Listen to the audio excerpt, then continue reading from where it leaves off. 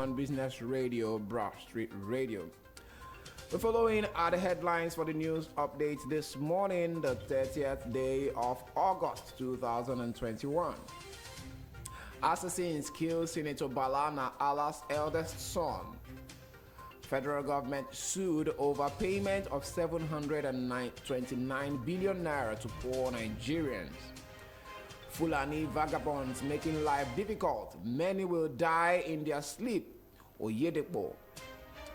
And in business, CBN drafts guidelines to Nigerian banks on e-Naira. Abia State government plans phased redevelopment of Ariaria International Market.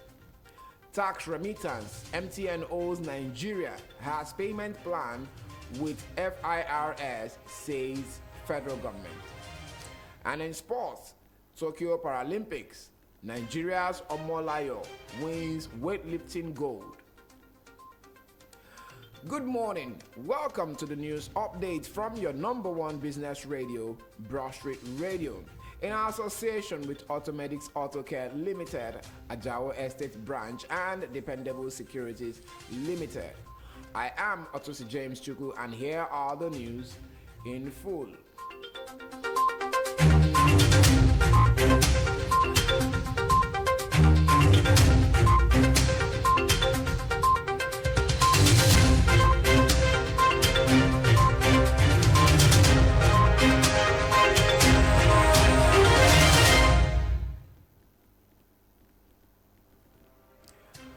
Unknown assailants have killed Senator Balana Allah's eldest son, Captain Abdul Karim Balana Allah, at his Malali home in Kaduna.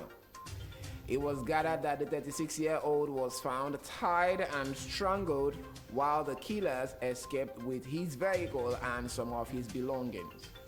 Confirming Abdul Karim's death, the special advisor to Senator Allah, Garba Muhammad, said the assailants had gained entrance to the house through the roof behind the house and entered his section through the ceiling. Socio-Economic Rights and Accountability Project SERAP has asked the court to direct the Muhammadu Buhari-led federal government to explain details of proposed payments of 729 billion naira to 24.3 million poor Nigerians.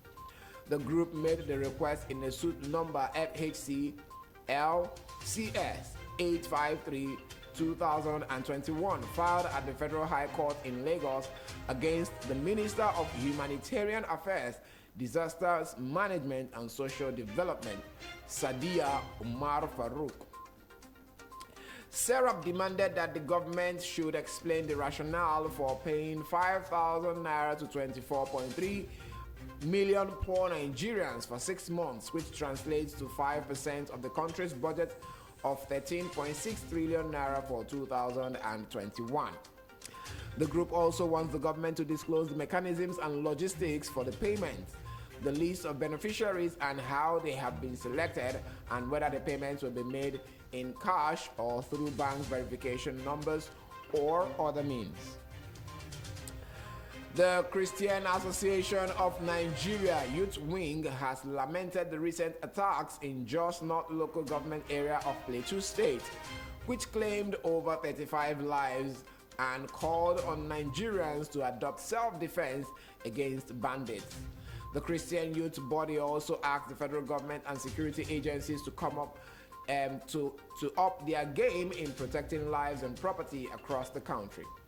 This was contained in a statement issued on Sunday to journalists in Abuja by Belu Sochukwu Enwere, the national chairman of CAN's Youth Wing, Yowi Khan. Senate Minority Leader Enyinaya Abaribe has condemned the National Broadcasting Commission, NBC, over a query issued to Channels Television over an interview granted by Governor Samuel Otom of Benue State and ex-Naval Commodore Olakunle Olaomi last week. The regulator also summoned two of the station's presenters, Chamberlain Uso and Kayode Okikiolu, to Abuja over the interview. Speaking on Saturday before the National Executive Committee, NEC meeting of the PDP in Abuja, Abaribe stated that the PDP lawmakers will reject any legislation that seeks to stifle the press. Abaribe added that the All Progressives Congress APC government is intolerant of criticism, adding that any plan to gag the press will be kicked against by Nigerians. The president of Living Faith Church Worldwide, Bishop David Oyedepo, has condemned the activities of bandits, terrorists, and other criminals. Speaking on Sunday, the cleric warned that the blood of the innocent citizens killed by the unscrupulous elements will fight for them. Oyedepo, a popular critic of the Muhammadu Buhari-led administration, identified Fulani vagabonds as those making life unbearable for Nigerians. The Nigerian Medical Association (NMA) has warned the federal government to resolve all disputes with the National Association of Resident Doctors (NARD) and others within 21 days. NMA gave the warning after its National Executive Council meeting of the association in Edo State to discuss the current impasse between the government and resident doctors.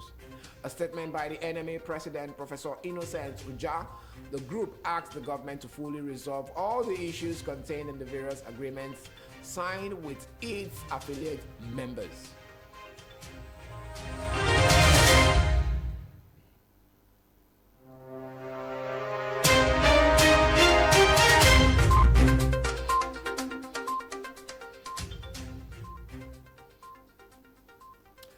And now to business news. The CBN recently sent a presentation to Nigerian banks about the e-Naira project, revealing more details about its design and operational module. As seen by Nairametrics, the presentation described how the new currency would be designed and operated.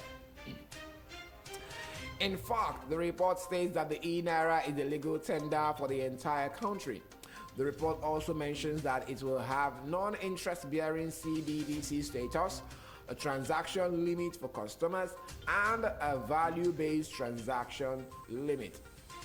Participants in the e-Naira program are featured in 5 stages, including monetary authority suite, financial institution suite, e-government suite. Merchants will provide low-cost payment and business management software, POS, remote payment solutions, online capabilities, transaction analysis and reconciliation, retail consumer suite. Consequently, the proposed transaction cost for the e-Naira wallet was also outlined by the Nigerian Central Bank. Abia State Governor Dr. Okezie Ikpeazu has approved the commencement of phased redevelopment of Ariaria International Market Aba from Sunday 5th September 2021. In recent days, different social media platforms have been with videos of flooded A-line that obviously endangered traders and shoppers alike. Consequently, after a final consultative meeting with stakeholders of Ariaria International Market on Tuesday, 24th August 2021, Governor Okezie Ikpeazu has approved the phased redevelopment of the market. As such, traders currently doing business along A-line, C-line, and medical line are to relocate from their shops on or before the close of business on Saturday, 4th September 2021 to enable the commencement of the work the following day, Sunday, 5th September 2021. The Ogun State government has said the disbursement of 5,000 naira by the federal government is meant to help poor graduates and other indigents out of poverty. A total of 9,593 people drawn from 6 local governments of the state would benefit from the gesture, the commissioner stated. Mr. Ogunbanwo said that the Household Uplifting Program (HUP) was introduced by the federal government in 2016 to fortify the social safety net. Speaking on behalf of the beneficiary, Sufiana Idowu commended the state and the federal government for the gesture. Idowu, who is a farmer, urged the federal government to ensure that the payment was consistent so as to lift the beneficiaries out of poverty. The federal government says telecommunications giant MTN has a payment plan with the Federal Inland Revenue Service (FIRS) to pay the tax remittance of $2 billion. Zainab Ahmed, Minister of Finance, Budget and National Planning, stated this during a visit to the Commandant of the National Institute of Security Studies (NISS), Ayodele Adeleke, on Friday in Abuja. MTN is owing the government, but there has been a payment plan undertaken with the Federal Inland Revenue Service they are following. They are in Nigeria and have investments all over the country and are following through with the payment commitment made with the FIRS, Ms. Ahmed said. The Attorney General of the Federation and the Minister of Justice, Abubakar Malami, on January 8, 2020, withdrew a $2 billion tax demand against the telecoms company after 2 years of allegations from the Office of the Accountant General of the Federation that the telecom company owed taxes from 2007 to 2017. Evidence, however, showed that MTN had consistently paid its taxes to the Nigerian government. The company also announced it responded to the federal government's call for public-private partnerships as part of its tax remittance in August. The partnership included the rehabilitation of critical road infrastructure in Nigeria, which involves the reconstruction of the Enugu-Onitsha Expressway. And now to sports. Bose Obolayo's best lift of 141 kilograms on Sunday was good enough to win gold medal for Nigeria in the women's power lifting 79 kg in the ongoing 2020 Paralympics in Tokyo. Omolayo recorded the best lift of 141 kilograms to take the first position in her category. Natalia Olenk from Ukraine placed second with a lift of 133 kilograms, while Vera Muratova from Russia Federation lifted 132 kilograms to win bronze to take. The 2020 Paralympics in Tokyo, Japan, which started on August 24th, is expected to end on September 5. Nigeria's senior basketball team, the Tigers, on Sunday lost 68-77 to group leaders Cote d'Ivoire to finish second and failed to secure Group C's automatic quarterfinal ticket at the ongoing 2021 FIBA Afro-Basket in Rwanda. They, however, have a second chance of qualification for the quarterfinals with their final group position earning them a quarterfinal qualification and qualifying fixture on Tuesday. This is the news update from your number one business radio, Broadstreet Radio, in association with Automedics Autocare Limited, Ajao Estate Branch, and Dependable Securities Limited. Before I go, a recap of the major stories.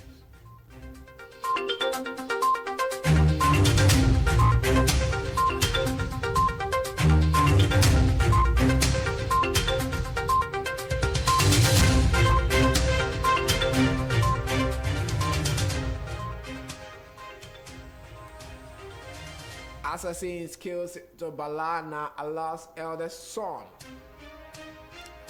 Federal government sued over payment of 729 billion naira to poor Nigerians. Fulani vagabonds making life difficult. Many will die in their sleep. And in business, CBN drafts guidelines to Nigerian banks on e-naira. Abia State government plans phased redevelopment of Ariaria International Market. Tax remittance. MTN owes Nigeria. Has payment plan with FIRS, says federal government. And in sports, Tokyo Paralympics, Nigeria's Omolayo wins with lifting gold.